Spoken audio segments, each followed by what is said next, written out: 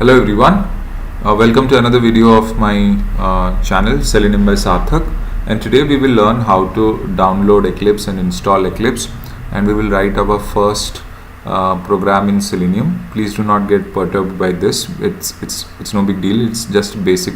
I just open a browser and that's it. Open a browser and open an URL and show it to you. So why am I telling you to download Eclipse? Because see, you can write your Java programming in Notepad, but it is not a good practice to write any sort of Java code in Notepad because you will not be able to debug it. You need an integrated development environment, which is Eclipse, which will help you to debug your code. And there are other aspects to it you will get to know once you start working on it. Now the first question, there are many questions which get asked to me, that which Eclipse version should I download, which is the most stable, which is the most compatible, which is the one which hangs the least, and then there are other questions which ask which is suitable for testers. See, these are questions which are asked, but technically speaking, these don't matter. Honestly, Eclipse is a very powerful tool. So we'll just go to Google and we will say download Eclipse, and you can simply go to this Eclipse download link, and you can click on this particular download button, and the file will get downloaded, and wait for it, and then you install it like a normal software which you install in a normal operating system. It's a desktop based application. It will work. The thing is, the questions which are actually important are, let's say for example your system is 32-bit operating system, so you can write download Eclipse for 32-bit operating system, and then you go to that particular link and click on Windows 32-bit and Windows 64-bit. Now there are other questions which are asked. Whether should I go for Eclipse IDE for Java developers? Will this suffice? Because this is 180, 189 to 190 MB file, and there are other forms of Eclipse which are typical for Java developers, around 320 to 410 MB file. Which one should I download?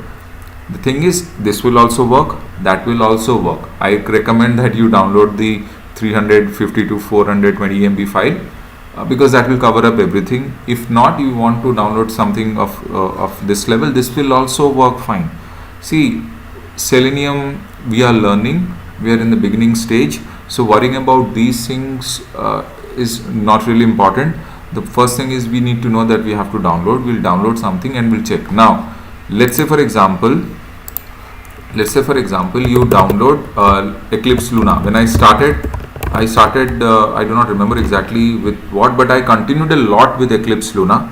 Then slowly I moved to Eclipse Mars. I also worked with Eclipse Neon, and then I worked for almost a year on Photon, and then I moved to Eclipse latest versions, the IDE 1 of June 2019, and then of September 2019 update. Seriously speaking, there are very few changes which you'll encounter.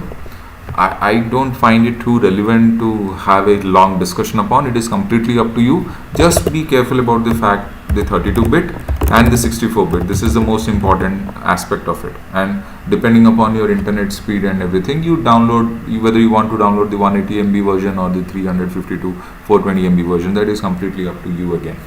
So you download it, you install it. It's like a typical normal software installation. Install it, and then you click on your Eclipse icon, and then it will ask you for a path. You just select OK on that and just move ahead. I'll just show you how. My Eclipse is here. Okay, so typically you will get, once you download, you will get it in the form of a zip file. You need to extract it, and once you extract it, it will come in this shape, and this is the executable icon which you need to double click, and it will open, and see, it will ask you for a path. This path suggests that where you want all your Java projects and everything to be stored. You do not like this particular path, you can browse and give your own directory. So this is as simple as any other software installation is. So I'm just launching my Eclipse right now.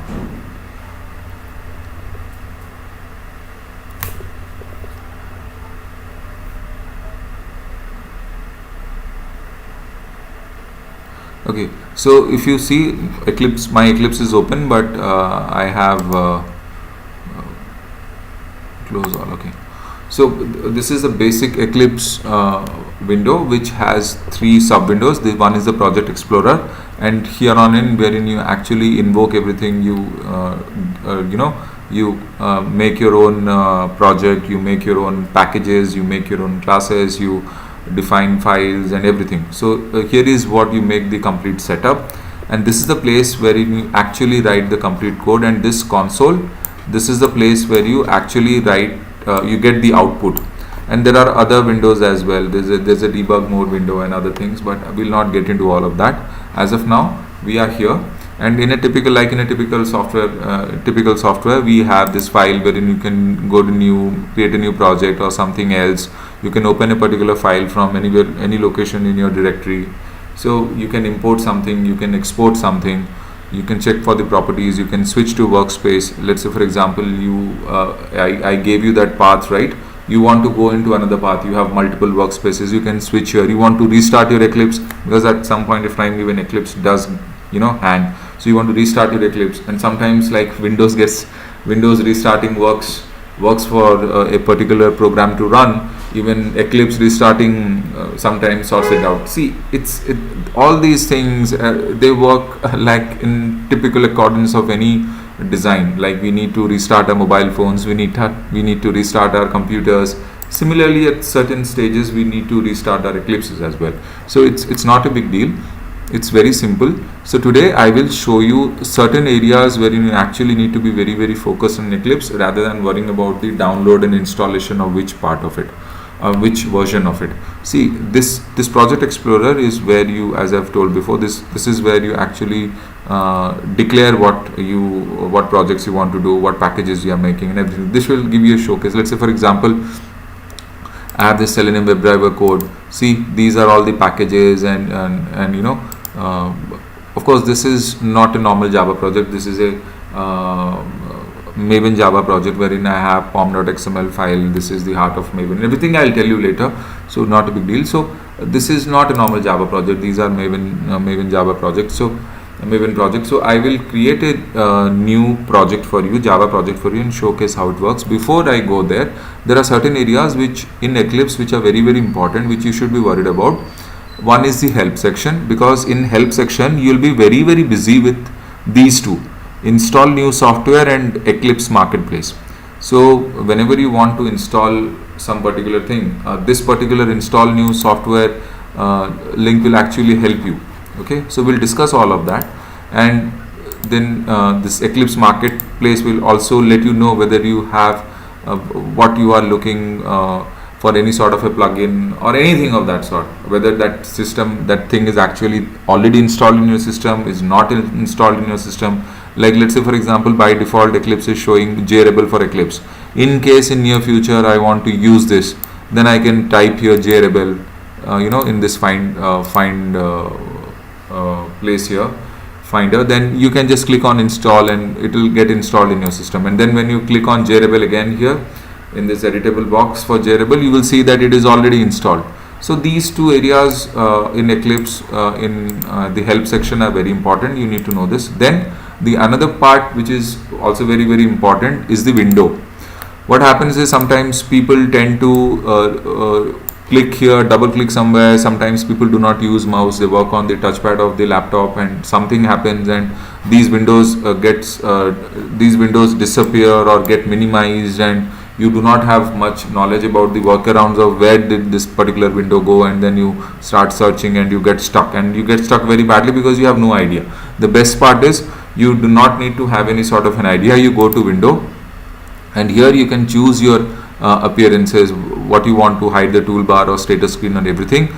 Apart from that, you can go to show view. Here you can see what all you want to be shown in your Eclipse window.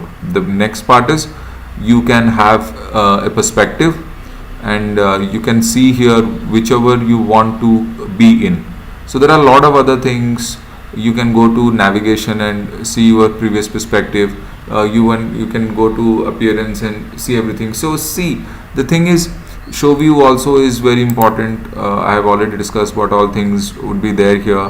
So window, when you get stuck with the fact that certain windows in your Eclipse are getting closed accidentally and you are getting stuck, then you can use these things. You can reset perspective.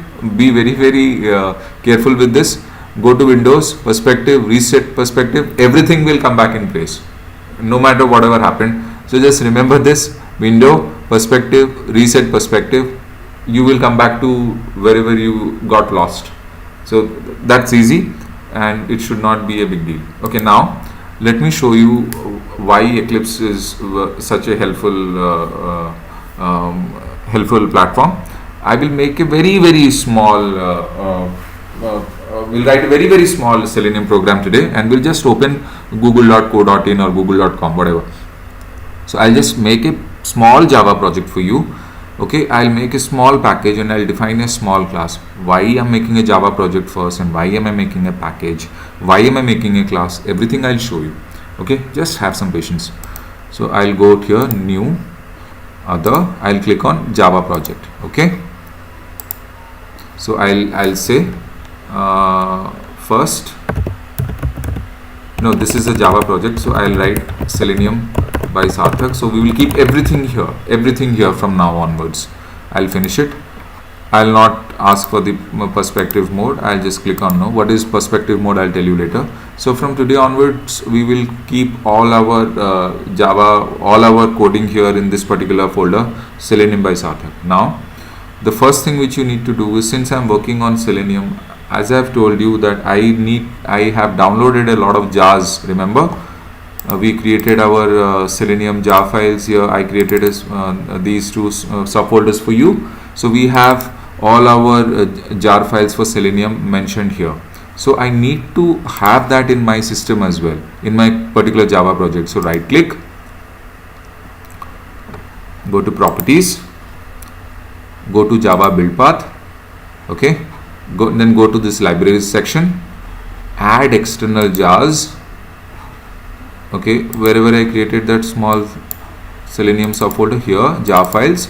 So I'll select everything, open, apply and close. So now if you refresh this particular project, you will see that the jar files have been added. This GRE system library will be by default for any Java project. So if you keep adding more jar files, like I added jar files manually, so those come under the reference libraries section. You see the ByteBuddy and client combine, and all these are Selenium jar files. If you remember, see, these jar files have come here. So now your Java project is ready for Selenium, because it has already given you a platform where you can actually write your Selenium code.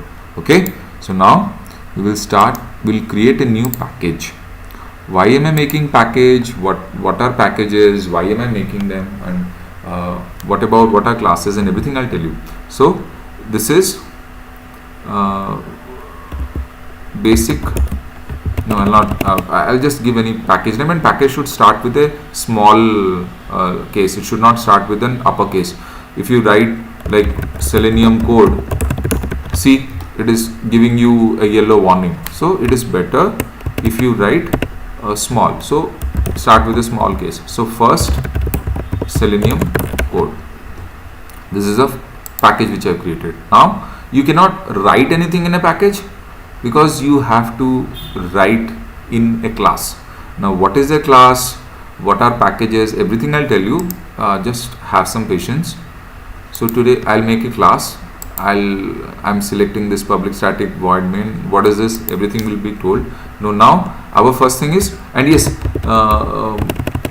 class, you better start with an uppercase. Okay, so we'll write open google.com. Okay, so we are opening google.com, and that's it. We are not doing anything else. Click on finish. Now you see my class is created, and the edit this particular window wherein you will write your code is active now. So the cursor is blinking here. I have deleted that comment. It was not necessary. So now I will start writing my first Selenium code to open google.com, and that's it. Okay, nothing much.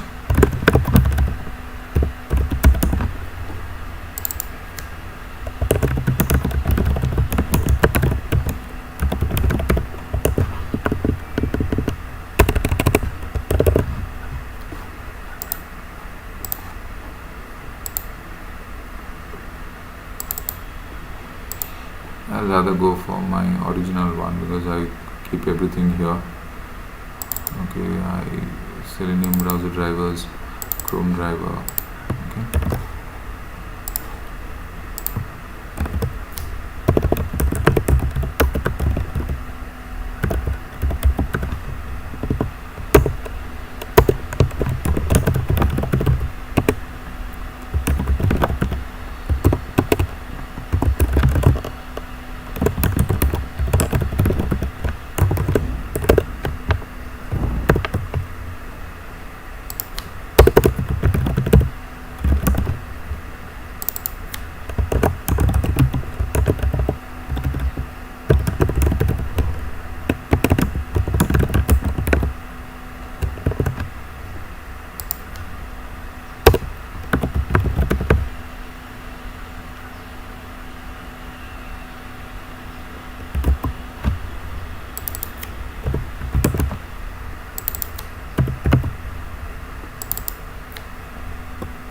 Okay, so now I have just written a very small program just to open google.com, and it will maximize that particular browser window. That's it. So let's run. See, when you want to run this, you can right click here, go to run as, and you can run it as a Java application, or else first you need to save this program and then you click on this run button, which you can see here. Either ways it will work. I generally do this.